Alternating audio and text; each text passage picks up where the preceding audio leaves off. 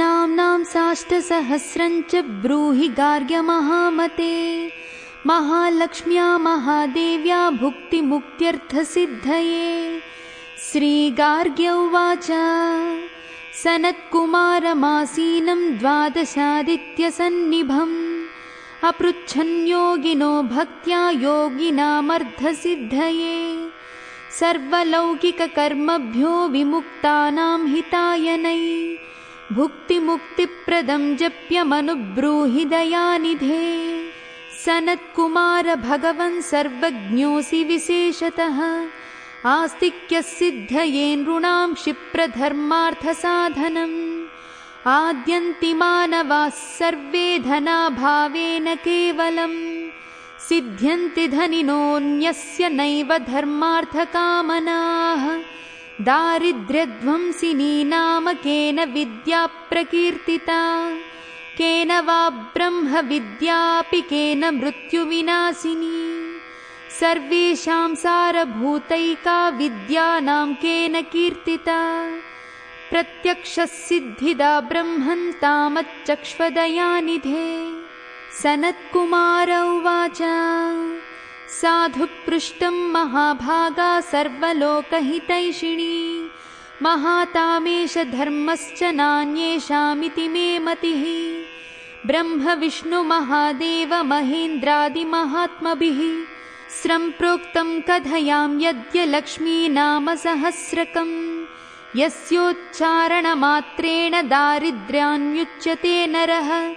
किं पुनस्तज्जपाज्ञापि सर्वेष्टार्थानवाप्नुयात्।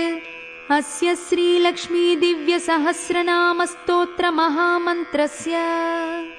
आनन्दकरमचिक्लीतेन्दिरासुतादयो महात्मानो महर्षयः अनुष्ठुप् विष्णुमायाशक्ति महालक्ष्मीः परा देवता। श्रीमहालक्ष्मी प्रसादद्वारा सर्वेष्टार्थसिद्ध्यर्थे जपे विनियोगः क्रौमित्यादि षडङ्गन्यासः। ध्यानम् पद्मनाभप्रियां देवीं पद्माक्षीं पद्मवासिनीं पद्मवक्त्रां पद्महस्तां वन्दे पद्मामहर्निशम्। पूर्णेन्दुबिम्बवदनां रत्नाभरणभूषितां वरदाभयहस्ताभ्यं ध्यायेच्चन्द्रसहोदरीम् इच्छारूपां भगवतः सच्चिदानन्दरूपिणीं सर्वज्ञां सर्वजननीं विष्णुवक्षस्थलालयां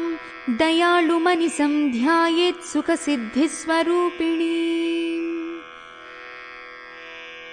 हरिः ओम्। नित्यागतानन्तनित्यानन्दिनी जनरञ्जनी नित्यप्रकाशिनी चैव स्वप्रकाशस्वरूपिणी महालक्ष्मीर्महाकाली महाकन्या सरस्वती भोगवैभवसन्धात्री भक्तानुग्रहकारिणी ईशावास्या महामाया महादेवी महेश्वरी हृल्लेखा परमाशक्तिर्मातृका बीजरूपिणी नित्यानन्दा नित्यबोधा नादिनी जनमोदिनी सत्यप्रत्ययिनी चैव स्वप्रकाशात्मरूपिणी त्रिपुरा भैरवी विद्या हंसा वागीश्वरी शिवा वाग्देवी च महारात्रिः कालरात्रिस्त्रिलोचनी भद्रकाली कराळी च महाकाली तिलोत्तमा काली कराळवक्त्रान्ता कामाक्षी कामदा शुभा चण्डिका चण्डरूपेशा चामुण्डा चक्रधारिणी त्रैलोक्यजननी देवी त्रैलोक्यविजयोत्तमा सिद्धलक्ष्मी क्रियालक्ष्मीर्मोक्षलक्ष्मी प्रसादिनी उमा भगवती दुर्गा चान्द्री दाक्षायणी शिखा प्रत्यङ्गिराधरा वेला लोकमाता हरिप्रिया पार्वती परमादेवी ब्रह्मविद्याप्रदायिनी अरूपा बहुरूपा च विरूपा विश्वरूपिणी पञ्चभूतात्मिका वाणी पञ्चभूतात्मिका परा कालिका पञ्चिका वाग्नी हविः प्रत्यधिदेवता देवमाता सुरेशान वेदगर्भाम्बिका धृतिः संख्या जातिः क्रियाशक्तिः प्रकृतिर्मोहिनी मही यज्ञविद्या महाविद्या गुह्यविद्या विभावरी ज्योतिष्मती महामाता सर्वमन्त्रफलप्रदा दारिद्र्यध्वंसिनी देवी हृदयग्रन्थिभेदिनी सहस्रादित्यसंकाशा चन्द्रिका चन्द्ररूपिणी गायत्री सोमसम्भूतिः सावित्री प्रणवात्मिका शाङ्करी वैष्णवी ब्राह्मी सर्वदेव नमस्कृता सेव्या दुर्गा कुबेराक्षी करवीरनिवासिनी जया च विजया चैव जयन्ती चापराजिता कुब्जिका कालिका शास्त्री वीणा पुस्तकधारिणी सर्वज्ञशक्तिः श्रीशक्तिर्ब्रह्म विष्णु शिवात्मिका इडा पिङ्गलिका मध्या मृणाली तन्तुरूपिणी यज्ञेशानी प्रधा दीक्षा दक्षिणा सर्वमोहिनी अष्टाङ्गयोगिनी देवी निर्भीजध्यानगोचरा सर्वतीर्थस्थिता शुद्धा सर्वपर्वतवासिनी वेदशास्त्रप्रदा देवी षडङ्गादिपदक्रमा शिवा धात्री शुभानन्दा यज्ञकर्मस्वरूपिणी प्रतिनीमेनका देवी ब्रह्माणी ब्रह्मचारिणी एकाक्षरपरा तारा भवबन्धविनाशिनी विश्वम्भराधराधारा निराधाराधिकस्वरा राकाकुहूरमावास्या पूर्णिमानुमतिद्युतिः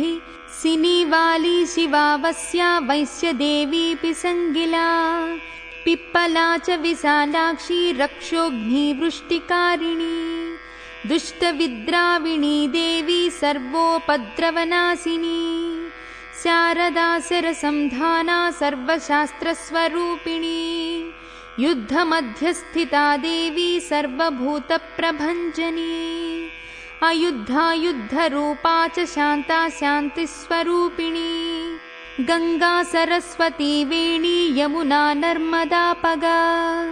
समुद्रवसना वासा ब्रह्माण्डश्रेणिमेखला पञ्चवक्त्रादशभुजा शुद्धस्फटिकसन्निभा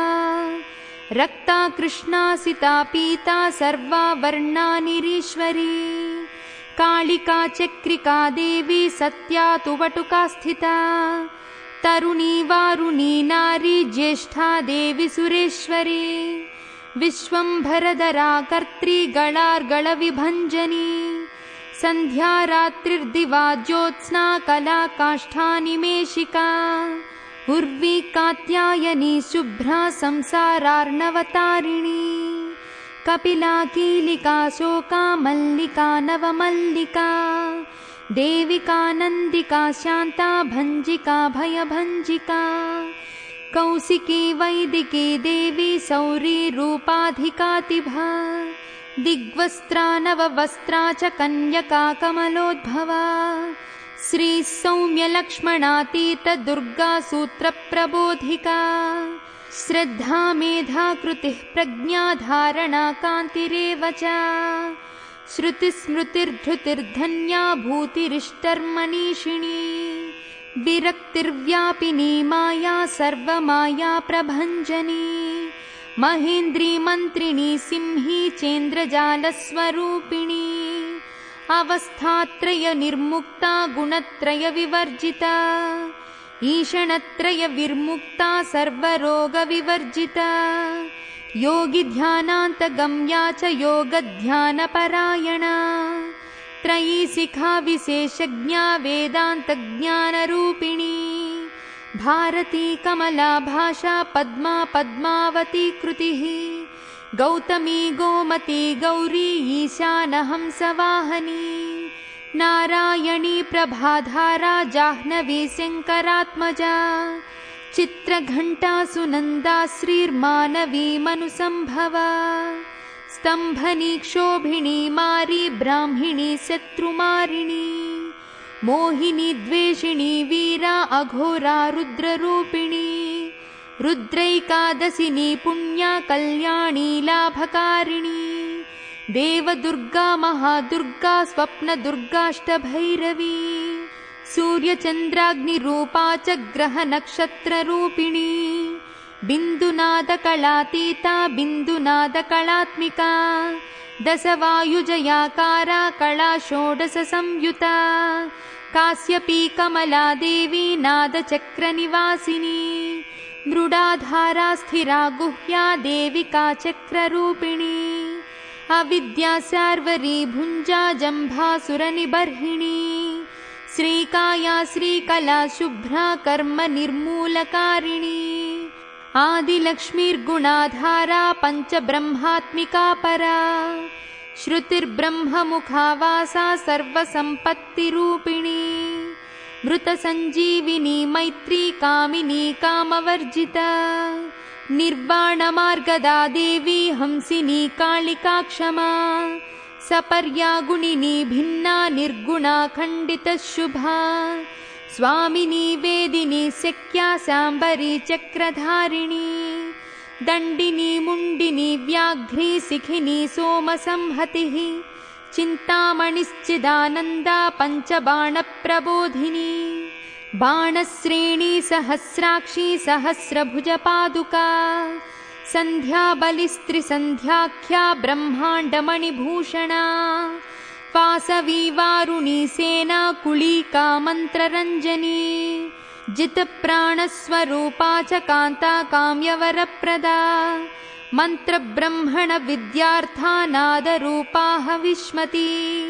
अधर्वणि श्रुतिः शून्या कल्पना वर्जितानती सत्ता जातिः प्रमामेया प्रमितिः प्राणदा गतिः अपर्णा पञ्चवर्णा च सर्वदा भुवनेश्वरी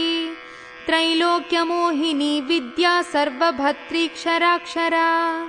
हिरण्यवर्णा हरिणी सर्वोपद्रवनाशिनी कैवल्यपदवी रेखा सूर्यमण्डलसंस्थिता सोममण्डलमध्यस्था वह्निमण्डलसंस्थिता वायुमण्डलमध्यस्था व्योममण्डलसंस्थिता चक्रिका चक्रमध्यस्था चक्रमार्गप्रवर्तिनी कोकिलाकुलचक्रेशा पक्षतिः पङ्क्तिपावनी सर्वसिद्धान्तमार्गस्था षड्वर्णावरवर्जिता शतरुद्रहरा हन्त्री सर्वसंहारकारिणी पुरुषा पौरुषी तुष्टिः सर्वत्र प्रसूतिका अर्धनारीश्वरी देवी सर्वविद्याप्रदायिनी भार्गवी याजुषी विद्या सर्वोपनिषदा स्थिता व्योमकेशाखिलप्राणा पञ्चकोशा विलक्षणा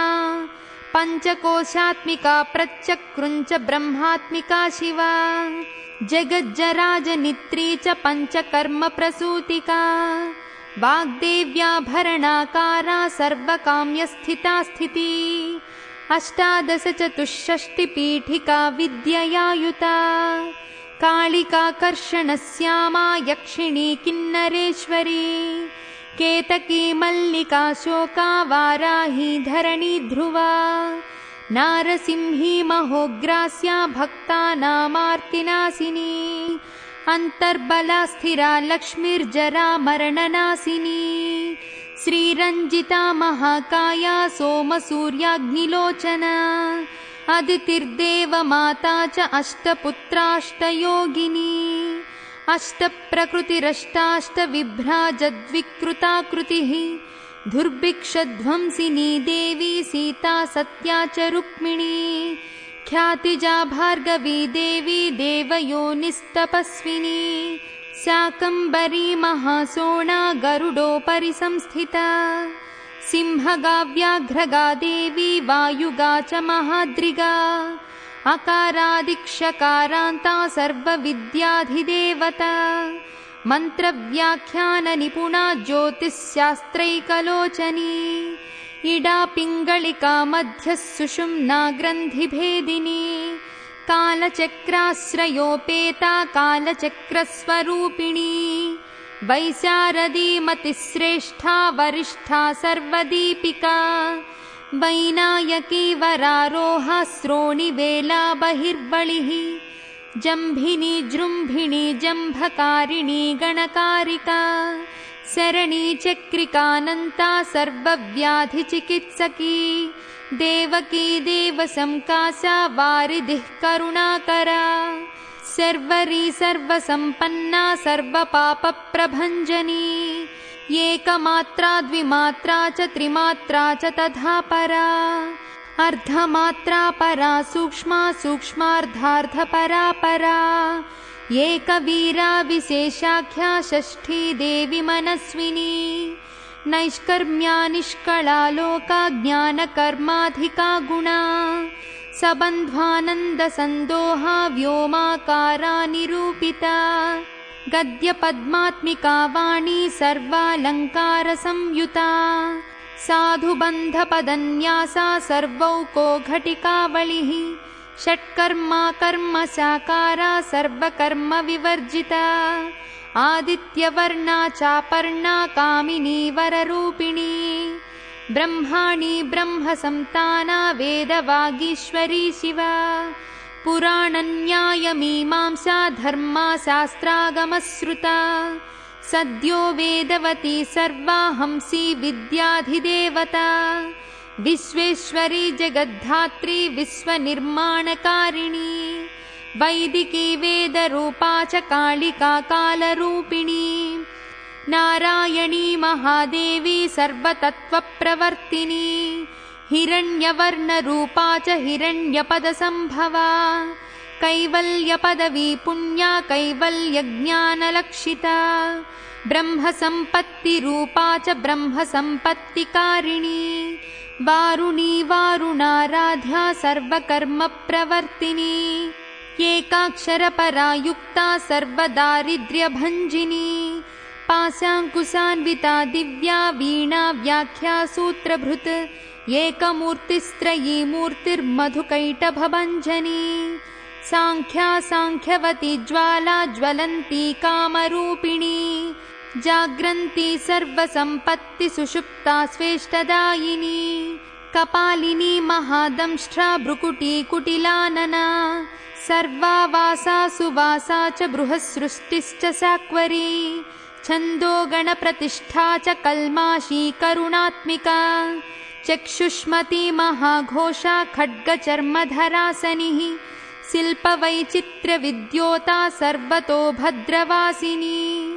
अचिन्त्या लक्ष्मणाकारा सूत्रभाष्यनिबन्धना सर्ववेदार्थसम्पत्ति सर्वशास्त्रार्थमातृका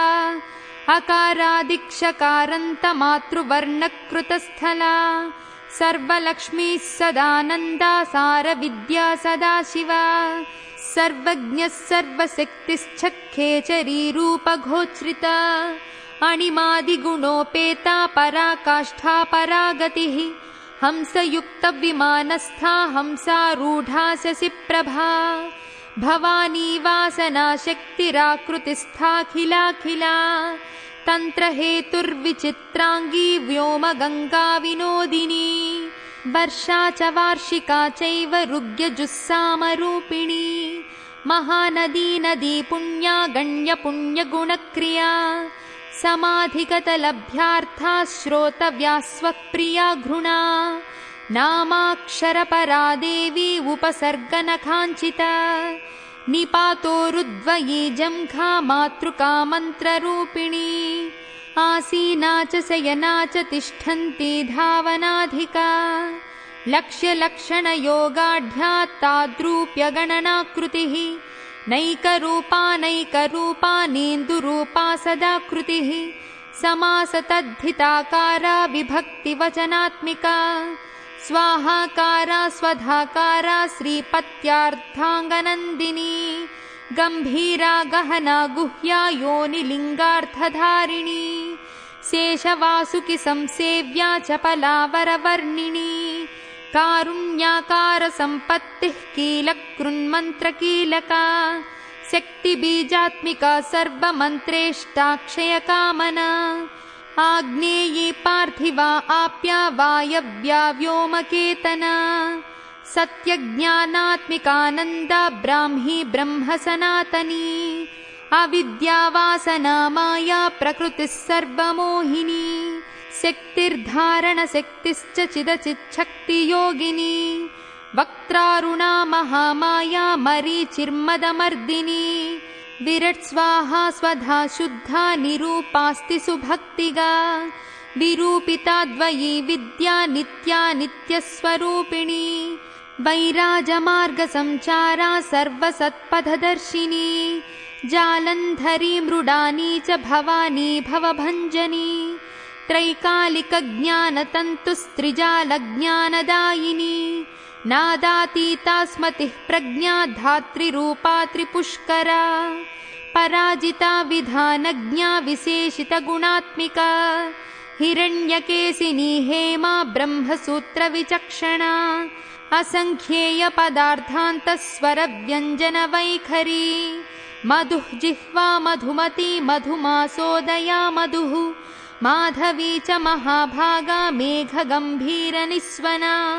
ब्रह्म विष्णु महेशादिज्ञातव्यार्थविशेषगा नाभौ वह्निशिखाकारा ललाटे चन्द्रसन्निभा भ्रूमध्ये भास्कराकारा सर्वताराकृतिहृदि कृत्तिकादिभरण्यन्तनक्षत्रेश्चर्चितोदया ग्रहविद्यात्मिका ज्योतिर्ज्योतिर्विन्मतिजीविका ब्रह्माण्डगर्भिणी बाला सप्तावरणदेवता वैराजोत्तमसाम्राज्या कुमारकुशलोदया भगला भ्रमराम्बा च शिवदूती शिवात्मिका मेरुविन्द्याधिसंस्थाना काश्मीरपुरवासिनी योगनिद्रा महानिद्रा विनिद्रा राक्षसाश्रिता सुवर्णदा महागंगा पंचाख्या पंचसंहतिः सुप्रजाता सुवीर्या च सुपोषा सुपतिः शिवा सुगृहा रक्तबीजान्ता हतकन्दर्पजीविका समुद्रव्योममध्यस्था समबिन्दुसमाश्रया सौभाग्यरसजीवातुः सारविवेकदृक् त्रिवल्यादिसुपुष्टाङ्गा भारती भरताश्रिता नादब्रह्ममयी विद्या ज्ञानब्रह्ममयी परा ब्रह्मनाडी निरुक्तिश्च ब्रह्मकैवल्यसाधना कालकेयमहोदार वीर्यविक्रमरूपिणी बडबाग्निशिखा वक्त्रा महाकबलतर्पणा महाभूता महादर्पा महासारा महाक्रतुः पंचभूता महाग्रासा पंचभूतादिदेवता सर्वप्रमाणसम्पत्ति सर्वरोगप्रतिक्रिया ब्रह्माण्डान्तर्बहिर्व्याप्ता विष्णुवक्षो विभूषिणी शाङ्करीभिधिवक्त्रस्था प्रवरा परहेतुकी हेममाला शिखामाला त्रिशिखा पञ्चलोचनी सर्वागमसदाचारा मर्यादा यातु भञ्जनी पुण्यश्लोकप्रबन्धाढ्या सर्वान्तर्यामि रूपिणी सामगानसमाराध्य श्रोतृकर्णरसायना जीवलोकैकजीवातुर्भद्रोदारविलोकना तटित्कोटिलसत्कान्तिस्तरुणी हरिसुन्दरी मीननेत्रा च नेन्द्राक्षि विशालाक्षी सुमङ्गला सर्वमङ्गलसम्पन्ना साक्ष्मान्मङ्गलदेवता देहहृद्दीपिका दीप्तिर्जिह्मपापप्रणाशिनी अर्धचन्द्रोलसद्भ्रंष्टा यज्ञवाटी विलासिनी महादुर्गा महोत्साहा महादेवबलोदया डाकिनीढ्या साकिनीढ्या समस्तजुट निरंकुशा नाकवन्द्या षडाधाराधिदेवता भुवनज्ञाननिःश्रेणी भुवनाकारवल्लरी शाश्वती शाश्वताकारा लोकानुग्रहकारिणी सारसीमानसी हंसी हंसलोकप्रदायिनी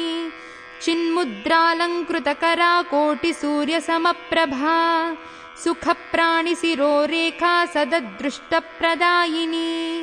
सर्वसाङ्कर्यदोषघ्निग्रहोपद्रवनाशिनी क्षुद्रजन्तुभयग्नी च विषरोगादिभञ्जनी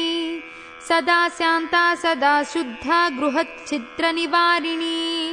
कलिदोषप्रशमनी कोलाहलपुरस्थिता गौरी लाक्षणिकी मुख्या जगन्याकृतिवर्जिता माया विद्या मूलभूता वासवी विष्णुचेतना वादिनी वसुरूपा च वसुरत्नपरिच्छदा छान्दसी चन्द्रहृदया मन्त्रस्वच्छन्दभैरवी वनमाला वैजयन्ती पञ्चदिव्यायुधात्मिका पीताम्बरमयी चञ्चत् कौस्तुभाहरिकामिनी नित्या तद्ध्या रमा रामा रमणी मृत्युभञ्जनी ज्येष्ठा काष्ठादनिष्ठान्ता शराङ्गी निर्गुणप्रिया मैत्रेयी मित्रविन्दा च शेष्यशेषकलाशया वाराणसी वासलभ्या आर्यावर्तजनस्तुता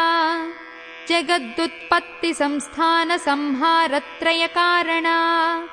त्वमम्ब विष्णु सर्वस्वं नमस्तेऽस्तु महेश्वरी सिद्धलक्ष्मीर्महाकाली महालक्ष्मीर्नमोऽस्तु ते सद्यो जाताभिपञ्चाग्निरूपा पञ्चकपञ्चका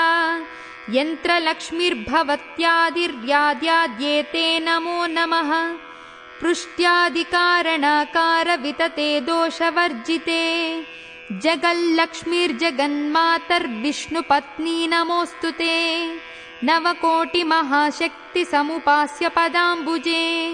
कनत्सौवर्णरत्नाढ्य सर्वाभरणभूषिते अनन्तनित्यमहिषी प्रपञ्चेश्वरनायकी अच्युच्छ्रितपदान्तस्थे परमव्योमनायकी नाकपृष्ठकताराध्ये विष्णुलोकविलासिनी वैकुण्ठराजमहिषी श्रीरङ्गनगराश्रिते